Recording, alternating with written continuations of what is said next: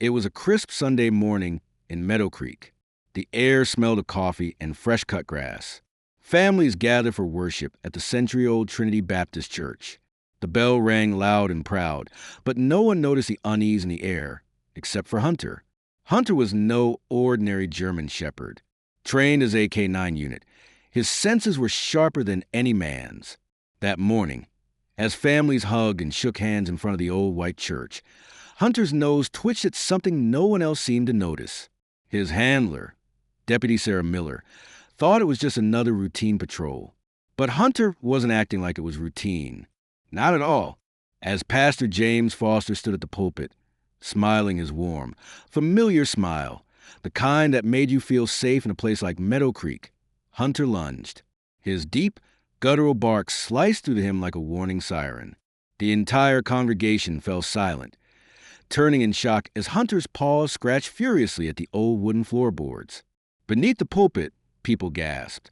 Children cried, and Pastor James, his smile, didn't reach his eyes anymore.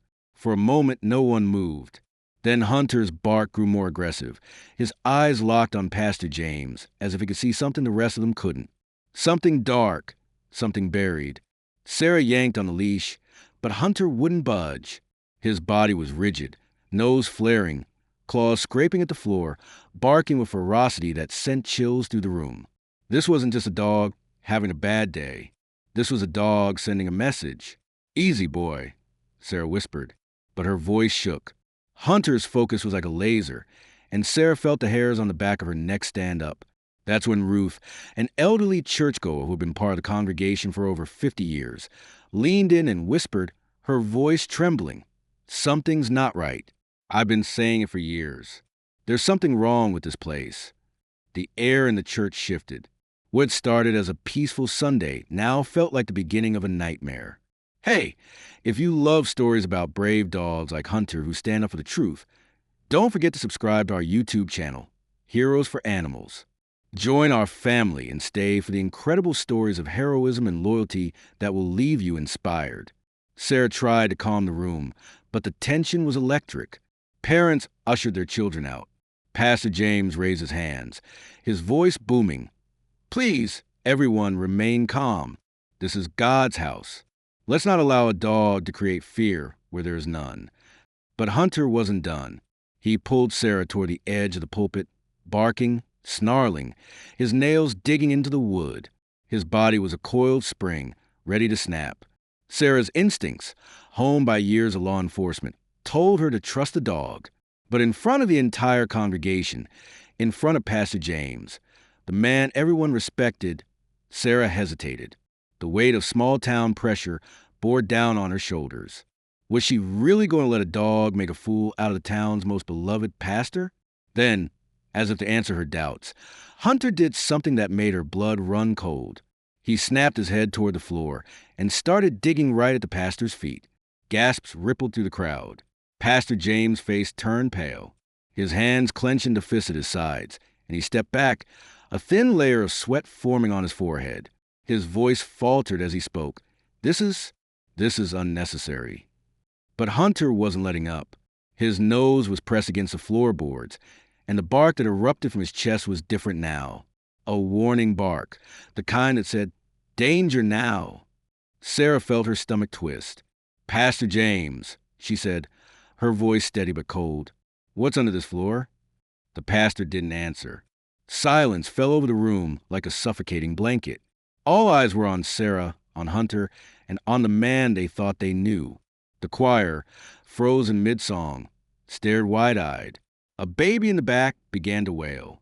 Then Ruth, her voice barely a whisper, spoke again. "I told you years ago I heard voices crying from the basement, but no one believed me." Hunter's barking surged, sharp and relentless. The floor beneath the pulpit seemed to pulse under the weight of secrets too long buried. Sarah's heart pounded. She looked up at Pastor James, who now stood stiff, his face drained of color. His hands clenched so tight his knuckles turned white. His eyes, once warm and welcoming, were now cold, empty. Hunter was ready to tear the floor apart with his teeth, if he had to. Sarah stood slowly, the room spinning around her, and said the words that sent a shiver down every spine in church. "We're going to need a warrant." Sarah Miller stared at Pastor James, her mind racing. The weight of the moment hung heavy in the room. Every eye in the church pinned on them like it was some kind of courtroom drama unfolding in real time. The small-town charm of Meadow Creek had been shattered, replaced by something raw, something unsettling. Hunter, the K-9 with a nose for the unthinkable, had unearthed a darkness no one was ready to confront. "Sarah," Ruth whispered again, her voice thin and cracking with age, "don't let this go. I've been praying for someone to listen." But listening meant digging deeper. And in a town like Meadow Creek, where everyone knew everyone, where potlucks and prayer circles tied live together, that wasn't just uncomfortable, it was dangerous. Sarah felt it in her bones. The stares from the congregation were sharp, judgmental. Some shook their heads, muttering under their breath about that dog and how this was all just a misunderstanding. But Hunter didn't misunderstand. His instincts were honed for situations like this. Situations where no one else dared to look. Sarah squared her shoulders and spoke with quiet authority. The kind that comes from years of holding a badge and knowing when to trust your gut. "Pastor, I'm going to need access to the basement." James' smile had vanished, replaced by a tight, almost pained expression. His lips pressed into a thin line, and a muscle twitched near his temple. He shook his head slowly, voice low but firm. "Deputy Miller, with all due respect, you're making a scene in God's house. There's no need to go digging into old rooms. Those basements haven't been used in decades." Hunter growled, a low, guttural sound that rumbled through the quiet like distant thunder. Sarah felt the vibration in her hand as she kept a grip on his collar. The dog's body was tense, his ears pinned back, eyes locked on floorboards as if they were whispering secrets only he could hear. Sarah glanced around, reading the room. Some faces looked concerned, others defiant. A few members of the congregation, mostly older women, exchanged nervous glances, clutching their purses tighter. One woman, younger, with a baby on her hip, hurried toward the door, whispering a prayer under her breath. It was clear this wasn't the kind of thing folks around here wanted to believe. But Sarah wasn't in the business of keeping things neat and tidy for appearances. She was in the business of finding the truth. "Hunter," she said quietly, unclipping his leash. The German shepherd bolted forward, nose down, tail rigid, barking sharply at a small, worn door at the back of the sanctuary. The sound echoed to the old wooden beams of the church, making people flinch. "Sarah, that's enough." James barked, stepping forward, his voice cracking under pressure. His hands trembled as he reached for her arm, but she stepped back, her eyes narrowing. "Don't touch me, Pastor," she said, her voice still. "This is now a police matter." Hunter pawed at the door, barking louder, more insistent. Sarah's pulse quickened. She pulled out her radio and called for backup, her voice steady, even though her heart pounded in her chest. "Unit 3, requesting additional officers at Trinity Baptist.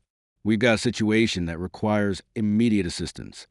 The response crackled back, standard code, but it was enough. Sarah turned back to the congregation, her tone measured but firm. "I'm going to ask everyone to remain calm and exit the building in an orderly fashion. We'll continue our investigation outside." The tension broke like a snapped wire. People shuffled out, some muttering prayers, others openly whispering accusations or denials. Ruth stayed rooted in her pew, her hands folded tight as if in prayer, eyes locked on Sarah with a mix of fear and hope. Once the church had mostly cleared, Sarah approached the door. Hunter sat at attention, his eyes flicking between her and the floor as if begging her to understand. She tried the knob, locked. "James," she said, turning to face the pastor. "I need the key." His hands twitched at his sides, the sweat now glistening on his forehead. I don't have it. That door hasn't been opened in years." Sarah tilted her head, studying him. His pupils were dilated, his breathing quick. Hunter growled, a deep warning sound that felt like it came from the earth itself. Sarah stepped back and called over her shoulder, "Officer Daniels, get a crowbar." James flinched but didn't move. His shoulders sagged and his eyes, those once warm, reassuring eyes, turned cold, empty. As Daniels pried the door open, the hinges groaned like they were waking from a nightmare. A stale, musty smell wafted out, mixed with something metallic, something foul. Sarah's stomach churned.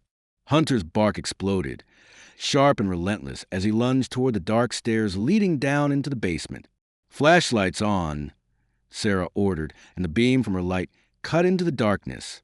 The stairs were steep, narrow, and covered in dust, but there were signs: scuffed wood, a torn piece of cloth caught on a nail. Hunter took the lead, his paws barely making a sound as he descended, nose twitching furiously. Sarah followed, every step heavy with the weight of what they might find. At the bottom, the air was cooler, damper.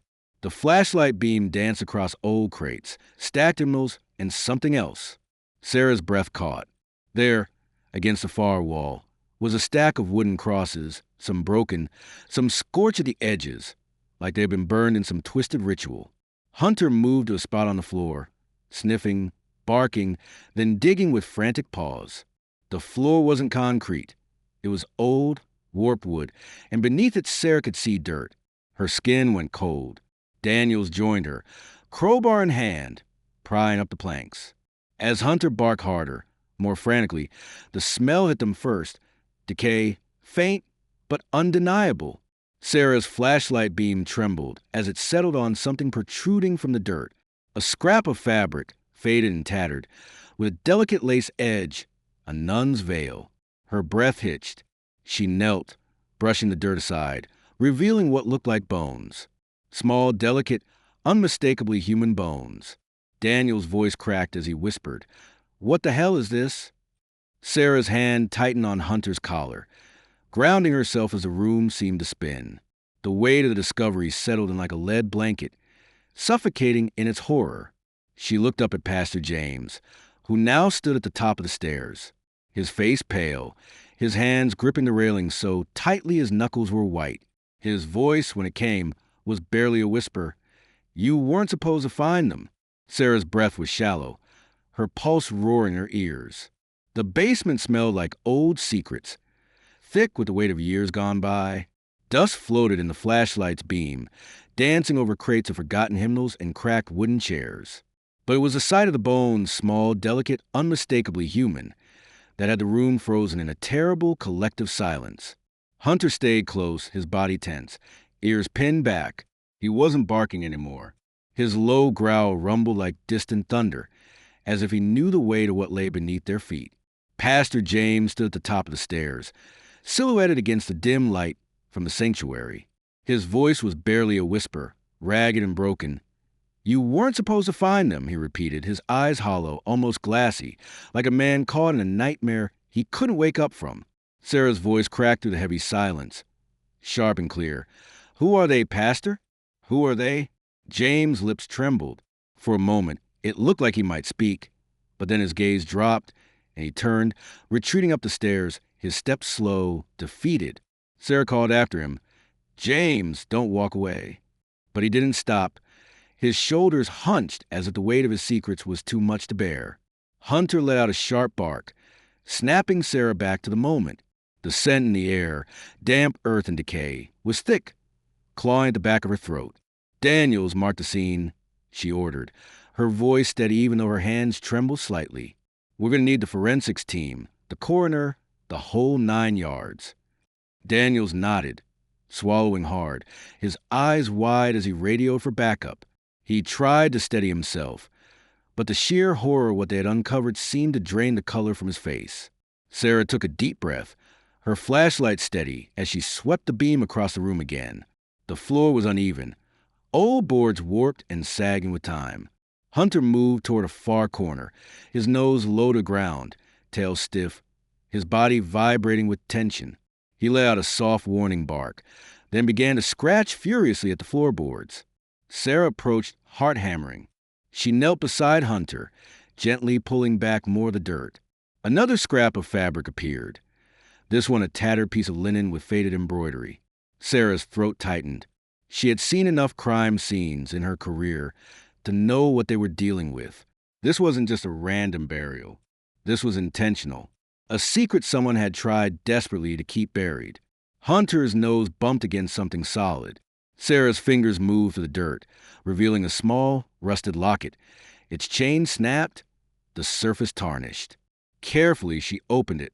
Inside was a faded photo of a young woman, smiling shyly, wearing what looked like a nun's habit. Sarah's blood ran cold. Hunter barked again, urgent, leading her to another section of the floor. She followed, brushing dirt aside, her fingers shaking. Another set of bones, smaller this time. A shiver rippled down her spine. "Dear God," Daniels whispered behind her. Sarah stood, wiping the sweat from her brow. Her voice was tight, controlled, but her eyes burned. This isn't just a crime scene. This is a graveyard. As the backup arrived, the scene turned into a flurry of activity. Officers cordoned off the area. Cameras flashed, evidence bags filled. The town's coroner, Dr. Ellis, a gruff man with a soft heart, arrived and knelt beside the uncovered remains, his face pale. "These bones have been here a long time," he murmured, running glove fingers over fragments. "At least a decade, maybe more." Sarah's mind raced. 10 years. That would have been around the time Pastor James came to Meadow Creek. The timeline snapped into place like a cruel puzzle. She turned to Ruth, who had followed quietly down the stairs, her frail hands clasped tightly in front of her. "You said you heard voices. What else, Ruth? What else have you heard?" Ruth's eyes shimmered with unshed tears. "Late at night, crying sometimes. I thought I heard singing like a hymn, but soft, almost like a lullaby. I told the others, but they said I was old, that I was imagining things." Sarah's stomach churned. This wasn't just a crime. It was a pattern. A ritual almost, a darkness hidden beneath the cross and hymnals of Meadow Creek. Hunter paced, his tail stiff, his ears flicking. He stopped, stared at the wall, and let out a sharp bark, his paws scratching at the brick. Sarah's brow furrowed. The wall. Daniels approached, flashlights sweeping the bricks. They looked old, but something felt off. Too smooth, too uniform. Sarah ran her fingers over the surface, then knocked gently. A hollow sound answered back. Her breath hitched. "Get the sledgehammer," she ordered. Daniels moved quickly, adrenaline sparking in his eyes. With a grunt, he swung the hammer, the wall cracking with each blow. Dust filled the air, and after several hits, a section caved in, revealing a small, bricked-up chamber. The smell that hit them was worse. The sickly, sweet stench of death mixed with mildew and old rot. Inside, in the dim flashlight glow, they saw them. Bundles of cloth, tattered and stained, stacked haphazardly. Sarah stepped closer, her throat tight, and reached for one. As she unfolded it, she froze. Inside was a rosary, a cracked crucifix, and a small leather-bound journal. Her hands trembled as she opened it. The pages were yellowed and brittle. The handwriting was neat, careful, and the first entry sent a shiver down her spine. "Forgive me, Father, for I have sinned. I have broken a vow. They know. They must be silenced." Sarah's stomach clenched. The pieces were falling into place, but the picture they formed was too dark to fully comprehend. Behind her, Ruth whispered, her voice barely a breath, "The sisters, they used to say, 'Beware the shepherd who hides the wolves.'" Sarah closed the journal, her jaw tight. Hunter sat beside her, his eyes dark and unblinking, as if he too understood the gravity of what they had uncovered. This wasn't over, not by a long shot. Sarah stood, her voice steady and sure. "We're going to get to the bottom of this, no matter what it takes." Hunter barked once, sharp and resolute, as if to say, "I'm with you every step of the way." And in that dark, musty basement, with the weight of secrets pressing down from every wall, Sarah knew this case had only just begun. The air outside the church was heavy with the smell of damp earth and the low hum of police radios crackling through the evening air. The sun had dipped below the horizon, casting long shadows across the street as the small crowd of townsfolk lingered on the sidewalks, murmuring and whispering among themselves. Flashing red and blue lights painted the faces of worried neighbors and curious onlookers. Meadow Creek, a town where nothing ever happened, was now the center of a storm. Sarah stood just beyond the church steps, arms crossed, staring down the man who had once been the most trusted figure in town. Pastor James sat on the tailgate of a police cruiser, hands cupped behind his back, his shoulders hunched like a man who had aged a decade in an hour. His glasses sat crooked on his nose, and he stared at the ground, lips pressed into a thin, pale line. Hunter sat beside Sarah, still and alert, his dark eyes never leaving James. The dog's breathing was steady, but every so often his ears twitched toward the pastor, as if he were listening for something no one else could hear. "James," Sarah began, her voice calm but edged with steel, "you need to tell me what happened down there. Who are they, and why are they buried under your church?" James didn't answer right away. The sound of the investigation behind them, the rustling of evidence bags, the low murmur of officers marking bones and collecting artifacts, filled the silence. The scene was controlled chaos, a crime scene that had exploded out of nowhere. Finally, James spoke, barely above a whisper. "It wasn't supposed to be like this." Sarah stepped closer, her boots crunching on the gravel, arms folding tighter. "Like what?" James lifted his head slowly, his eyes hollow, the weight of years pressing down on him like a stone. "They came to me, broken, desperate. They wanted refuge, forgiveness, but they brought darkness with them." Sarah frowned, her instincts prickling. "Who are they?" James' voice cracked. "The sisters, the nuns. They came from another church, from up north. They said they were on a mission, helping women escape bad situations. They needed a place to stay, somewhere safe. I thought I was doing God's work." Sarah's heart twisted. Ruth's whispers about voices, the old hymns at night. It all started to make sense, but it wasn't adding up. "So what went wrong, James? Why are there bodies in your basement?" James clenched his hand behind him, the cuffs digging into his skin. His breathing quickened. "It started with one, a young woman, maybe 20. She came to them for help, but she knew something. She had secrets. They said she needed to be silenced." Sarah felt her stomach drop. "You're telling me the nuns, they killed her?" James nodded, a tear slipping down his cheek. "They called it purification. Said she had sinned too greatly to be saved. They convinced me it was righteous, that we were doing God's will." Hunter let out a low, uneasy growl, and Sarah felt her skin prickle. "And the others?" she pressed, voice tight. James swallowed hard. "One after another. Women, young girls. They'd come in desperate, looking for help, and if they didn't fit the sister standards, they disappeared. I didn't ask questions at first. I didn't want to know." Sarah's breath caught in her throat. "And you let it happen." James' voice broke, barely audible. "I buried them. I buried them all." For a long moment, Sarah couldn't move. The weight of his words pressed down like a ton of bricks. The man everyone in town trusted. The man who had baptized their babies, married their daughters, stood at their hospital beds. He had buried their secrets on the floorboards of God's house. Her voice was low, steady but furious. You could have stopped it. James looked at her, tears streaking down his face. "I thought I was protecting the church, protecting the community. I didn't know how to stop them. They were so convincing." Sarah's gaze hardened. "Convincing enough to let you bury 10 women." James crumbled, sobbing now, his body shaking. Hunter shifted, pressing his head into Sarah's leg, as if grounding her in the moment. She reached down, absently scratching behind his ear, her mind a storm of fury and disbelief.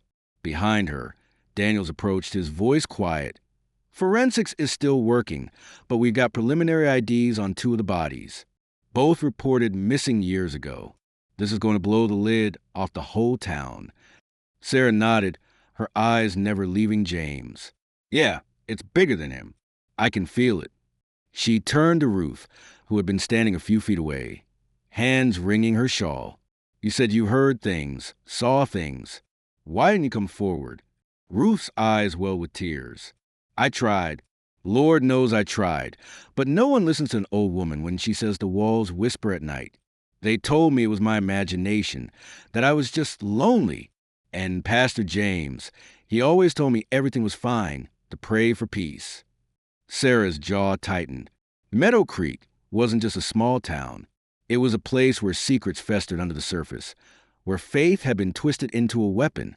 Hunter barked sharply, turning his head toward the church. Sarah's eyes followed, heart pounding. The building stood dark and heavy, its steeple piercing the darkening sky like an accusation. The church wasn't done talking yet. Sarah could feel it. She exhaled slowly, looking back at James. "You're going to tell me everything, Pastor. Every name, every lie, every secret, and we're going to rip it all out into the light." James closed his eyes, a shudder running through him. "They're still out there," he whispered. "The ones who told me what to do. They're still out there." Sarah's blood ran cold. Hunter let out another sharp bark, as if to say, "It's not over." Sarah nodded grimly, her voice steady and cold. "Then we'll find them, and they'll answer for every single life they destroyed." As the stars blinked into the night sky over Meadow Creek, Sarah stood with Hunter by her side, ready for the long, hard road ahead. This wasn't just a crime scene anymore. It was a reckoning. The weight of the investigation pressed down on the small town of Meadow Creek like a suffocating fog.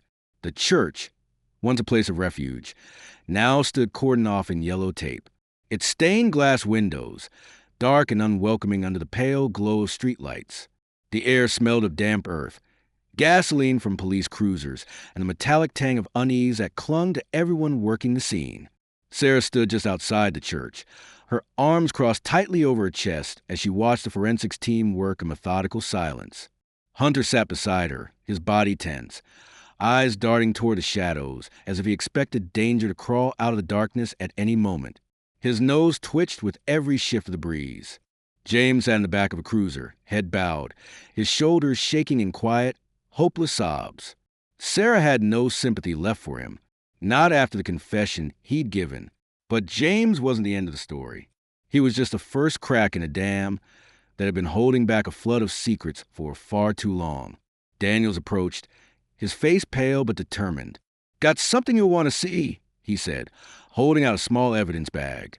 Inside was an envelope, yellowed with age, the edges frayed. Scrawled across the front in neat handwriting were the words, "For Pastor James, eyes only." Sarah's stomach twisted as she took the bag.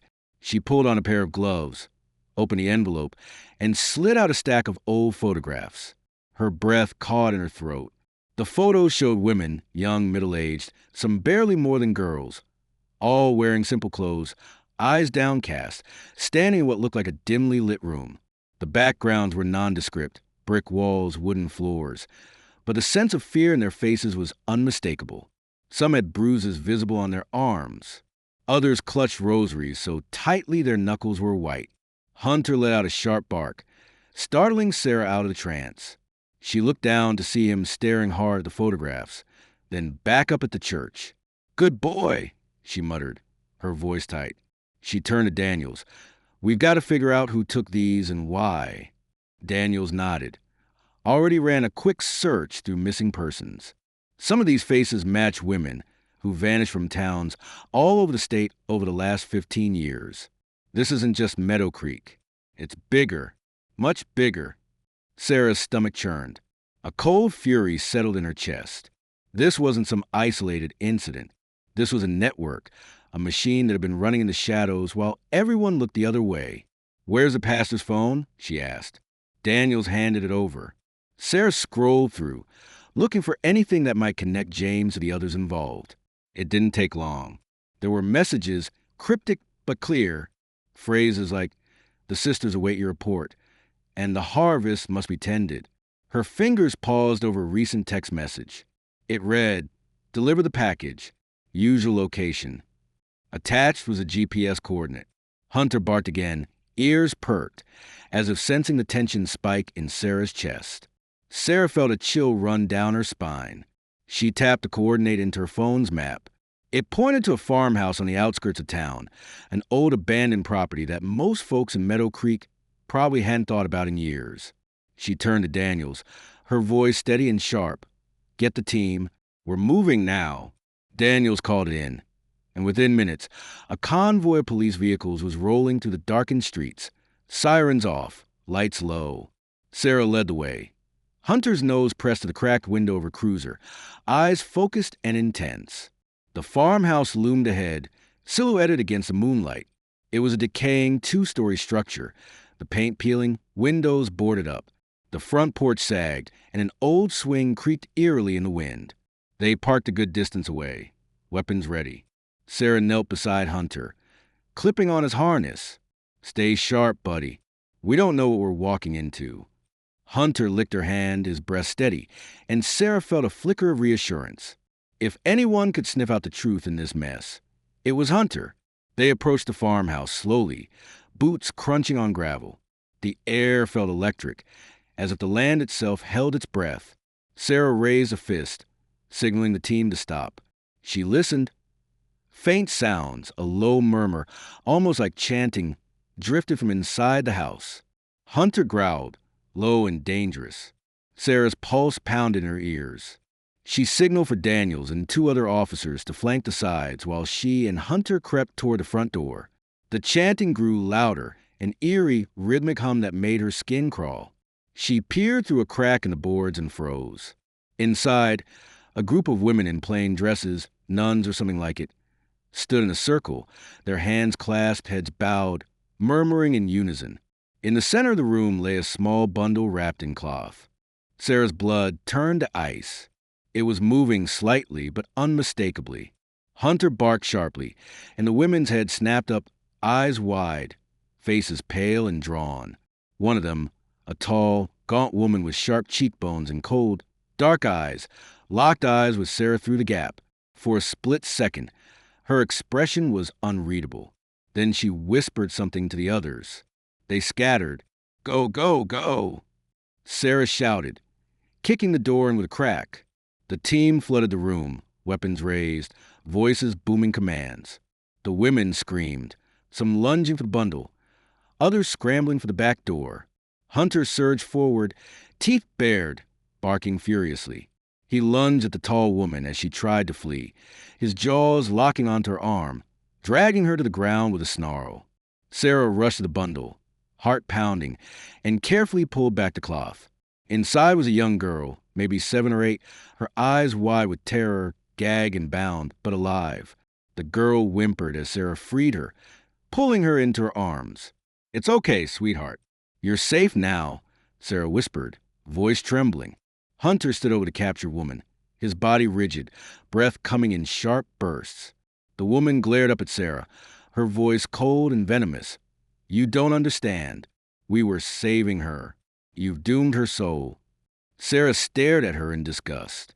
"No, you're the ones who are doomed." Hunter growled low, a sound of pure warning. And as sirens wailed in the distance, cutting through the still night air, Sarah knew this wasn't over. Not yet. The sun rose over Meadow Creek, like a quiet apology, casting warm light over a town forever changed. The church, once a symbol of faith and safety, now stood as a grim reminder of the darkness that had festered beneath its floors. Yellow tape fluttered in the breeze, and news vans lined the street, their cameras capturing the faces of locals still in shock. Sarah sat on the front steps of the sheriff's office, a steaming cup of coffee in her hands, her body aching with exhaustion. Hunter lay at her feet, chin resting on his paws, his eyes half closed, but alert, always alert. His ears twitched as reporters whispered nearby, but his gaze stayed locked on Sarah, as if to say, "We did it." They had uncovered the truth, but the weight of it was heavy. 10 women buried under the church. The ring of so-called sisters, a twisted network that spanned beyond their small town. The rescue of the little girl, Emma, still clinging to Sarah's jacket, like it was a life raft. And Pastor James, now sitting in a jail cell, facing charges that would haunt Meadow Creek's history books for generations to come. Sarah exhaled slowly, the coffee warm in her hands but not her heart. She looked down at Hunter, scratching behind his ear. "You saved that little girl's life," she murmured, her voice rough. "You saved us all." Hunter let out a soft huff, almost like a sigh, and Sarah smiled faintly. There was still work to do. There always was. But for now, she let herself feel the quiet relief that came with justice, however incomplete. Across the street, Ruth sat on a bench, her hands folded in her lap, a faraway look in her eyes. Sarah rose and walked over, Hunter trailing behind. "Ruth," she said gently, "you were right. All those years, you were right. Ruth looked up, her eyes glassy. No one wanted to believe an old woman. It's easy to look the other way, but sometimes the truth comes for you whether you're ready or not.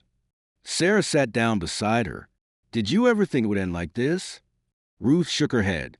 No, I thought the past would stay buried, but the Lord sends his messengers in unexpected ways. Sometimes they come with a badge, and sometimes with a pause and a bark loud enough to shake the heavens. Hunter perked up at that, his tail giving a small thump against the ground. Later that afternoon, Sarah met with the DA. Charges were being filed: conspiracy, unlawful imprisonment, murder. The investigation was growing, spreading to other counties as leads poured in. Survivors came forward, their stories overlapping in chilling detail.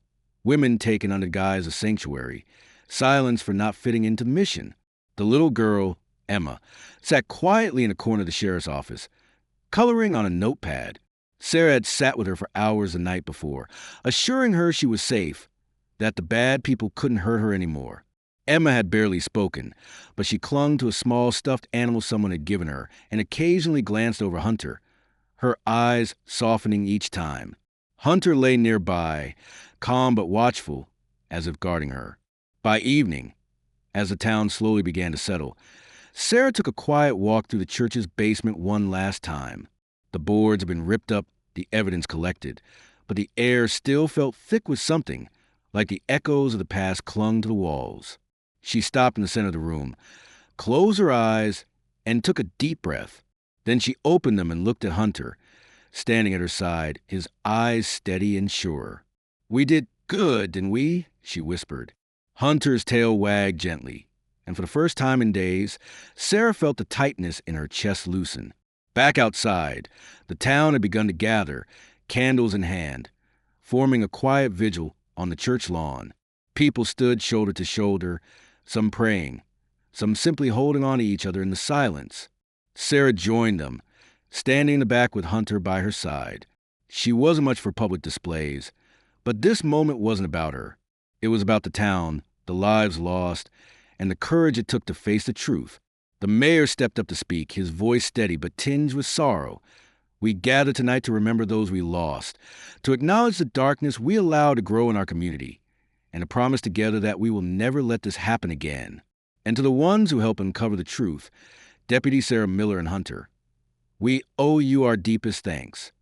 The crowd turned, applauding softly, a few cheers breaking through the somber quiet. Sarah nodded once, humbled, while Hunter simply sat there, tail sweeping the grass, looking like he had always known this day would come. As the vigil continued, Sarah stepped aside, kneeling beside Hunter and pressing her forehead to his. "Thank you," she whispered, the words heavy with meaning, "for not giving up, even when we were all too blind to see." Hunter licked her cheek, his breath warm against her skin. He didn't need words to tell her they were a team, and they would keep fighting for the ones who couldn't fight for themselves. "Thank you for following Hunter's story, an emotional journey of courage, truth, and the unbreakable bond between AK-9 and their handler. Now it's your turn. Have you ever had a moment when you had to stand up for the truth, even when it was difficult? What would you have done if you were in Sarah's place? Let us know in the comments below.